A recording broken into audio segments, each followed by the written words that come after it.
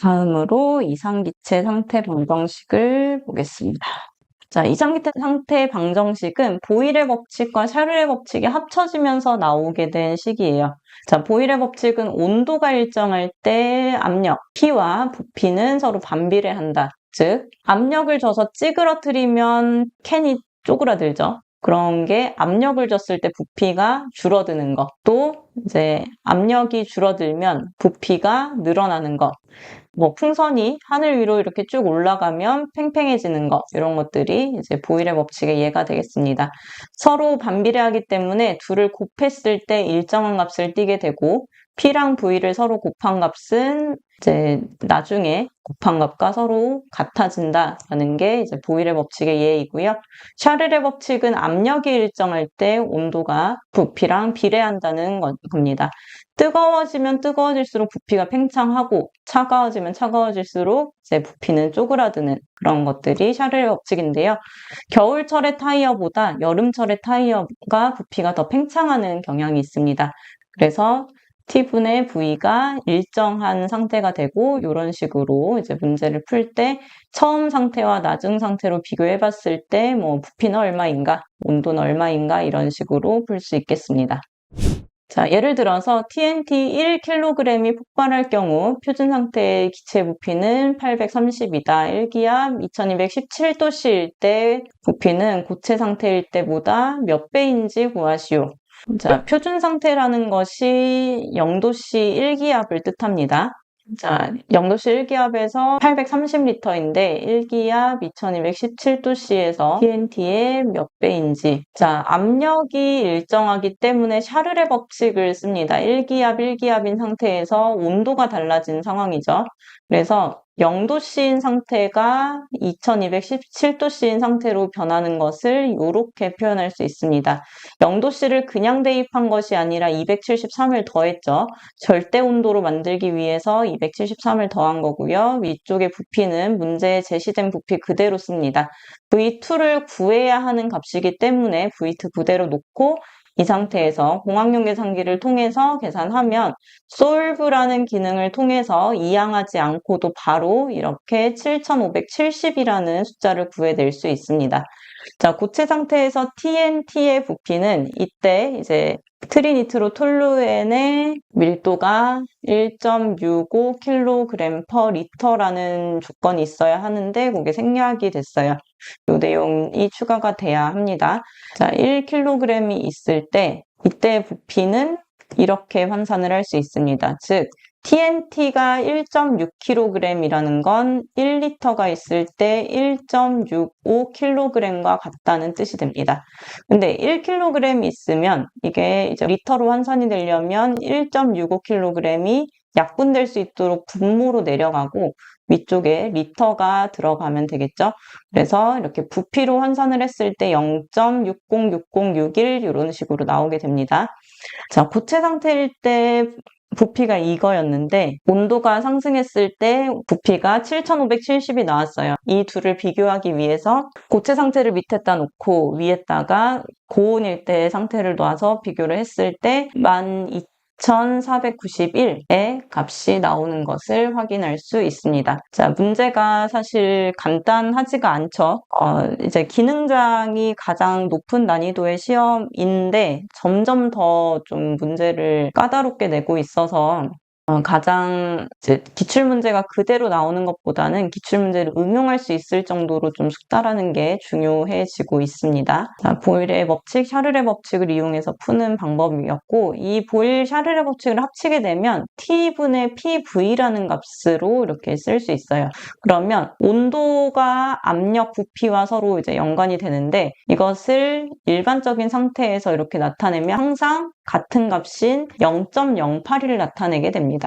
T분의 PV를 했을 때 나오는 이 값을 우리는 기체상수라고 부르기로 했어요. 그래서 기체에 대한 상태를 나타내다 보니까 식이 이런 식으로 완성이 되게 됩니다. 자, T가 오른쪽으로 넘어가면서 기체상수 그대로 일정하게 하면서 몰수에 따라서 달라진다는 뜻으로 하는데 이게 어떻게 이렇게 만들어졌는지에 대해서 출제가 되는 건 아니니까 간단하게 가려면 이상기체 상태 방정식은 PV는 nRT라는 식을 쓴다 라는 것을 보시면 되겠고, 사실 PV는 nRT라는 식보다는 PV는 n분의 WRT라는 식을 더 많이 쓰시게 될 겁니다. 자, 이 PV는 nRT에서 P는 압력, V는 부피, 몰수, 기체 상수, 절대 온도라는 값을 가지고 있는데, 자, 여기에서 이제 각각의 문제마다 풀어야 되는 단위를 맞춰서 이제 풀어야 되기 때문에 이 단위들을 잘 기억해 주시면 좋겠습니다. 자, 부피라는 단위는 문제에서 리터로 나올 수도 있고 세제곱미터로도 나올 수 있어요. 둘 차이는 1000배 차이입니다. 리터가 1000개가 모이면 세제곱미터가 될 수 있는데 그램도 1000개가 모이면 킬로그램이 될 수 있죠. 이 둘 사이는 1000배 차이입니다. 그래서 문제에서 구하라고 하는 값이 리터이거나 그램이거나 이런 식으로 되면 이 왼쪽에 있는 단위들로 숫자를 맞춘 다음에 계산해 주시면 되고, 문제에서 구하라고 하는 것이 세제곱미터나 킬로그램이다. 그러면 여기에 맞춰서 숫자를 만들고 나서 계산을 해야 합니다. 대신 절대 온도나 압력의 경우에는 다른 부피나 질량의 기호와 상관없이 항상 ATM 또는 켈빈이라는 단위를 맞춰주시면 됩니다.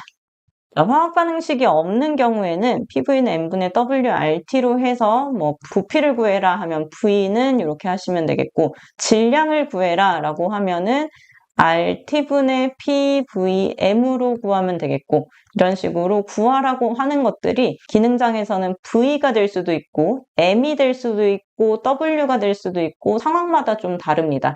자, 문제에서 구하라는 것들을 딱 끄집어내서 식을 정리한 다음에 각각의 항별로 단위를 잘 맞춰서, 단위가 중요합니다. 단위를 잘 맞춰서 계산을 해주시면 값을 구해낼 수 있습니다. 자, 화학 반응식이 있을 때는 문제에서 조건을 제시한 물질이 있고 구해야 하는 물질이 서로 다릅니다. 예를 들어서 이런 식으로 있다고 가정을 해볼게요. 412가 되겠죠? 자, 412가 됐는데, 자, 이 식이 어떻게 되는 거냐면 4몰의 나트륨은 1몰의 산소가 있을 때 반응할 수 있다는 뜻이 됩니다. 화학 반응식의 뜻이 이렇게 되는 거예요. 자, 나트륨 3몰이 있을 때 산소 1몰과 반응한다. 나트륨 3몰이 연소하려면 1몰의 산소가 필요하다라는 뜻의 반응식이 되는 거기 때문에 뭐 필요한 산소의 부피를 구하시오. 이런 경우에는 나트륨의 값이 주어지고 거기에 필요한 산소의 값을 개수의 비로, 즉 4분의 1로 이렇게 계산을 해줬을 때 내가 구하고 싶은 물질의 양을 구해낼 수 있습니다. 자, 이것을 이제 비례식을 통해서 푸는 방법도 있는데, 그렇게 되면 수학에 약하신 분들은 너무 복잡해지기 때문에 아예 그냥 조건이 제시된 거, 구해야 하는 것을 이렇게 그냥 공식화했다고 봐주시면 좋을 것 같고요. 그리고 오른쪽에 이제 조건들이 여러 개 있는데, 예를 들어서 이 물질의 밀도를 구해라 라고 하면은 밀도는 부피분의 질량입니다. 부피분의 질량인데요. 자, 부피가 V고 질량이 W이기 때문에 PV는 n분의 WRT에서 V분의 W를 남기고 이런 식으로 정리해서 푸는 겁니다. 여기도 마찬가지로 단위 맞춰서 계산하면 답이 나오는 거고요. 압력에 대해서는 1atm이라고 나오는 경우도 있지만 안 나오는 경우도 있습니다. 밀리미터 hg나 킬로파스칼 이런 단위를 쓰는 경우도 있기 때문에 이런 단위가 나왔다. 기압이 750mm hg다. 이런 경우에는 760분의 1로 환산을 해서 atm으로 바꿔서 PV는 n분의 WRT에 대입을 하면 이제 값이 나오게 됩니다. 자, 예를 들어서 니트로글리세린 500g이 부피 320ml인 용기 내부에서 폭발했대요. 그러면 폭발이라는 반응을 했으니까 반응식부터 나와야 돼요. 자, 화학 반응식이 굉장히 많은 문제에 걸쳐 있습니다. 자, 이상기체 상태 방정식을 하기 전에 화학 반응식으로 개수까지 계산하는 것도 처음엔 힘이 듭니다. 자, 요걸로 개수까지 완성을 하고 여기에서 필요한 구하라고 하는 거, 압력은 얼마인가 라고 했죠. 압력이라는 건 P입니다. P. 자, 최종적으로 구하라고 하는 것은 P인데 왜 V를 먼저 구하냐면 일반적인 상태에서 나오는 것을 이제 한 번 더 환산해야 되기 때문에 이 직전까지 하기 위해서 V를 한번 구해 보겠습니다. 그냥 일반적인 상태에서 반응을 했을 때 나오는 부피의 값은 P가 1atm이고 M은 니트로글리세린의 질량이 주어졌기 때문에 니트로글리세린의 분자량을 통해서 227이라는 값을 낼 수 있습니다. 질량은 500g으로 정해져 있고요. 문제에 제시되어 있죠. 기체 상수는 항상 0.08입니다. 하지만 기체의 부피 단위에 따라서 여기 단위 리터 퍼 몰인지 미터 세제곱 퍼 킬로몰.k인지가 조금 달라지고요. T는 절대 온도니까 273을 더해서 1273으로 했을 때 계산을 하게 되면 대입을 한 거죠. 그리고 니트로글리세린이 반응을 했을 때 나오는 기체는 이거 전체 답니다. 전체 다 나오기 때문에 4분의 12 더하기 10 더하기 6 더하기 1을 했을 때 나오는 값인 1666.957 이렇게 됩니다. 자, 1기압에서는 이 정도의 압력이 되는데 0.32리터에서는 압력이 얼마나 되는지는 여기는 이제 보일의 법칙의 영역이 됩니다. 그래서 보일의 법칙의 식인 PV는 P2V2 첫 번째 상태에서의 부피와 압력을 곱한 값은 두 번째 상태에서 부피 압력을 곱한 값과 같아져야 하기 때문에 이 식에서 첫 번째 상태인 1atm과 이때의 부피인 1666.96을 대입을 해주고 두 번째 상태인 0.32 320ml죠. 320ml를 리터로換算을 해서 0.32로 대입을 하고 이때 부피가 얼마인지를 구하기 위해서 여기를 x로 두고 계산을 합니다. 그러면 5209.25atm이라는 값이 나오죠. 자, 니트로글리세린의 부피를 구하고 이게 부피가 변했을 때의 압력, 그러니까 보일의 법칙까지 한 번 더 계산해 줘야 하는 그런 문제였습니다. 참 예시 문제로 제시를 했지만 쉽지 않네요. 그쵸? 자, 그리고 질량 구하기 문제가 꽤 많이 나옵니다. 어떤 물질에서 이제 발생하는데 필요한 부피는, 생성되는 부피는 이런 식으로 부피를 구하는 게 많이 나왔던 게 산업기사 수준이었다면 기능장에서는 이제 질량을 구하는 것들이 많이 나옵니다.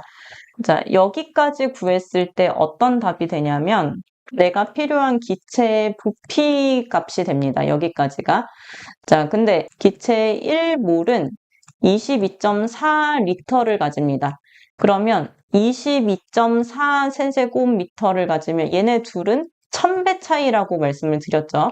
자, 22.4 세제곱미터를 가지게 되면 기체가 1kmol, 즉 1000몰이 있는 상태가 됩니다. 자, 기체 1몰인 상태에서는 분자량에 g을 붙인 만큼이 질량이 됩니다. 그래서 22.4라는 숫자가 나온 이유는 이게 그 기체가 1몰이 있다는 뜻으로 생각해 주시면 되겠고 이 1몰일 때 분자량을 대입을 하면 그 해당하는 만큼의 질량을 구할 수 있기 때문에 22.4분의 분자량을 쓴 건데요. 자, 여기에서 22.4는 리터가 된다면 분자량은 g이 될 것이고요. 22.4라는 게 세제곱미터로 구해지는 거라면 분자량의 값은 킬로그램이 되어야 합니다. 22.4리터는 1몰을 나타내는 뜻이고 22.4 세제곱미터는 1kmol을 나타내는 거기 때문에 1몰은 분자량에 g을 붙인 만큼 1kmol은 1몰보다 1000배 큰 단위이기 때문에 분자량에 킬로그램을 붙인 만큼을 의미하는 거라서 22.4 곱하기 22.4분의 분자량을 했을 때 질량을 구할 수 있게 됩니다. 자, 이런 상황인데요. 이론 산소량을 구하시오. 산소량을 킬로그램으로 구하시오. 이런 문제입니다. 메탄올이 완전 연소를 했대요. 그래서 연소한 거를 이렇게 써주고 V는 PM분의 WRT로 해서 PMWRT의 값을 이렇게 대입을 한 겁니다.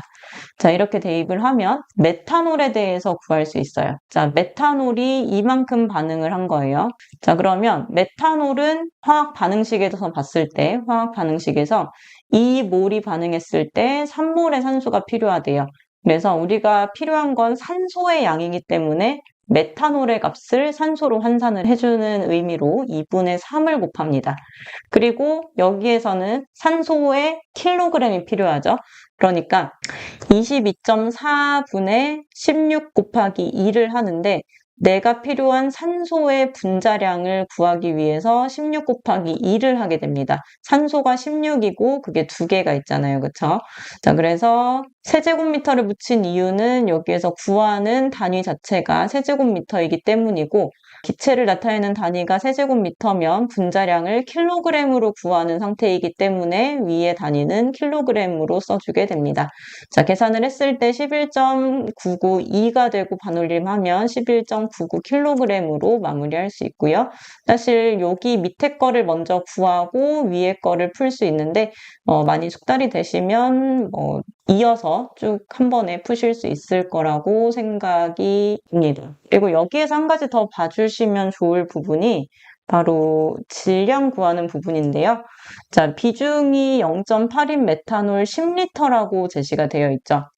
자, 비중이 0.8이라는 것은 물의 밀도랑 메탄올의 밀도를 비교했을 때 0.8이 나온다는 뜻이에요. 자, 우리가 편의점 가서 물을 사게 되면 2리터짜리 물을 집었을 때 약간 무게감이 있죠. 자, 2리터짜리 물은 2kg이라고 생각하시면 됩니다. 즉, 물은 1kg을 가집니다. 언제? 1리터당. 자, 물의 밀도는 그래서 1kg per 리터예요. 1리터당 1kg을 가집니다. 근데 메탄올의 밀도 비중이 0.8이라는 건 물과 비교했을 때 메탄올은 0.8kg per 리터라는 뜻이에요. 자, 이렇게 계산하면 0.8이 되죠. 같은 단위를 이렇게 지워지고. 즉, 어떤 물질의 고체나 액체의 비중이 나왔다는 건 고체나 액체의 비중은 밀도가 그만큼이다. 왜? 물의 밀도가 1이기 때문에 그 값 자체로 밀도로 봐도 괜찮다라고 생각해 주시면 되겠고요. 우리가 이 비중이라는 값을 보고 밀도로 생각을 할 때는 단위를 어떻게 생각하냐면 편의점에 있는 2리터짜리 물을 생각해서 킬로그램 퍼 리터라는 값을 붙여서 생각해 주시면 됩니다. 그래서 비중이 0.8인 메탄올이라는 것은 0.8kg per 리터를 가지는 메탄올입니다. 즉, 메탄올 1리터는 0.8kg을 가진다는 거예요. 그래서 1리터당 0.8kg을 가지는데 10리터가 있으면 8kg이 되겠죠. 그거를 식으로 나타낸 게 이 부분입니다. 0.8kg per 리터 곱하기 10을 하게 되면 8kg이 됩니다. 그래서 PMWRT를 계산할 때 이 W가 그냥 순순히 제시되는 경우는 거의 없어진다고 보시면 됩니다. 이런 식으로 비중을 통해서 계산을 하거나 불순물을 반영해서 계산을 하거나 이런 식으로 점점 더 이제 난이도는 상승하고 있기 때문에 이런 하나하나의 부분들은 우리 기출문제 해설할 때 조금 더 자세하게 설명을 드리겠습니다. 자, 오늘 강의는 여기까지 하도록 하고요. 내일은 연소 및 소화에 대해서 함께 다뤄보도록 하겠습니다.